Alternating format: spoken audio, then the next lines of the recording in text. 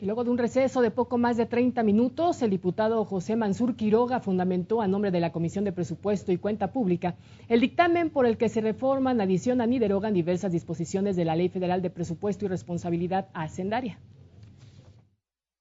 Esta reforma es para dar mayor credibilidad y transparencia a la trayectoria del gasto y finanzas públicas de México.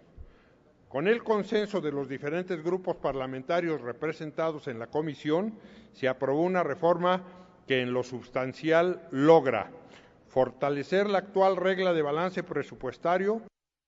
El legislador argumentó que estos ordenamientos buscan simplificar el régimen de ingresos excedentes y fondos de estabilización, justamente al desaparecer el Fondo de Estabilización para la Inversión de Infraestructura de Petróleos Mexicanos, redireccionando los recursos para aumentar el porcentaje de ingresos en el Fondo de Estabilización de los Ingresos Petroleros. Sobre el déficit, esto es lo que explicó.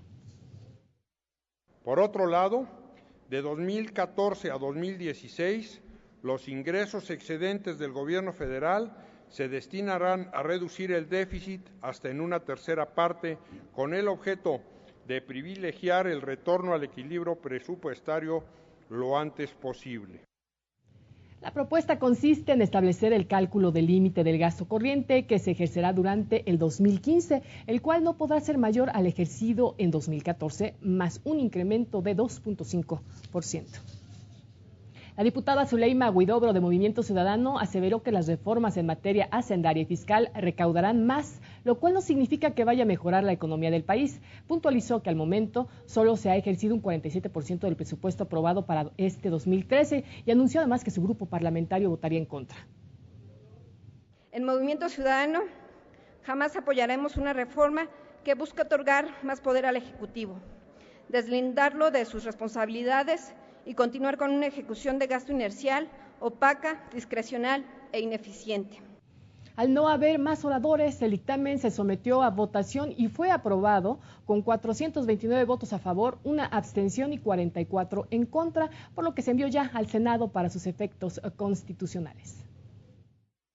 Aprobado en lo general y en lo particular el proyecto de decreto que reforma, adiciona y deroga diversas disposiciones de la Ley Federal de Presupuesto y Responsabilidad Hacendaria. Pasa al Senado para sus efectos constitucionales. Posteriormente se pasó a la discusión del dictamen que reforma, adiciona y deroga diversas disposiciones de la Ley del IVA, de la Ley del IEPS, de la Ley Federal de Derechos, así como la que expide la Ley del ISR. El diputado René Fujiwara, quien expuso la postura de Nueva Alianza, afirmó que es necesario seguir avanzando en la ampliación de la base de contribuyentes para que se reparta entre los distintos actores de la sociedad. Consideramos que es perfectible la reforma hacendaria en materia de IVA, IEPS, ISR y derechos. No siempre se pueden satisfacer todas las propuestas ni todas las preocupaciones, pero es importante considerar que este es un proceso en constante cambio y revisión y que por lo pronto es aceptable y satisfactorio. Las reformas aprobadas atacan a los grupos con menos poder adquisitivo en el país. Así lo expresó el diputado Ricardo Monreal. Señaló que los cambios realizados en materia hacendaria adolecen de los principios constitucionales y que ocasionará, dijo, mayor inequidad y desigualdad. Nosotros seguimos sosteniendo, es inmoral nuevos impuestos sin antes combatir la corrupción.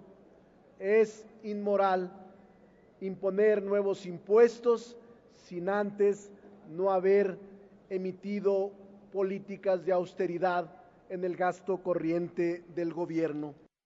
El Partido del Trabajo expresó que los impuestos que se proponen afectarán a la clase media. Enumeró los desacuerdos con el IEPS a las gasolinas, la homologación del IVA en la zona fronteriza, así como el seguro del desempleo. Respecto al gravamen a las transacciones bursátiles, es uno de los logros de este dictamen, así lo puntualizó la diputada Lili Aguilar. Nosotros creemos en una teoría hacendaria que grave a la renta, no que grave al consumo, porque es injusto tratar de sacar de la clase media y de los más necesitados este bache presupuestal en el que nos va a meter la privatización de Pemex. Por el Partido Verde Ecologista, el diputado Tomás Torres Mercado enfatizó que las leyes discutidas atendieron la discusión y la pluralidad de los diversos grupos parlamentarios representados en el Congreso. Pero quiero no dictar una sentencia. Ustedes ya la firmaron. Quien ha votado presupuesto y responsabilidad hacendaria, quien ha votado coordinación fiscal, intrínsecamente está votando a favor la reforma hacendaria. Dígase lo que se diga. El Partido de la Revolución Democrática habló sobre los acuerdos alcanzados. Destacó que el trabajo en comisiones fue fructífero, ya que se frenaron diversas disposiciones que, de aprobarse, hubieran repercutido directamente en la economía de las familias mexicanas. Y con el conocimiento pleno de cómo iba a repercutir de manera negativa hacia la población, alcanzamos acuerdos sustanciales para frenar la intención que se tenía de gravar más a impuestos como son el IVA, el impuesto sobre la renta, el IEPS y los derechos. El diputado Jorge Iván Villalobos advirtió sobre el riesgo de incrementar la deuda pública, asegurando que fue el PRI quien intentó gravar las colegiaturas. Acción Nacional no será cómplice del asalto a la clase media y del atraco a los sectores productivos del país. Debemos decirlo con claridad, el presidente de la República se ha equivocado y no ha tenido la sensibilidad necesaria para construir una propuesta que genere una nueva relación fiscal entre el Estado y los contribuyentes. Quien señaló que el dictamen presenta la oportunidad de eliminar viejos paradigmas y aportar beneficio a las familias mexicanas fue el diputado del PRI, Jorge Herrera Delgado. Señaló que se establece un marco tributario más justo que permita la incorporación de mayores contribuyentes. Que hoy tenemos que mirar hacia pocos ricos muy ricos y muchos pobres muy pobres.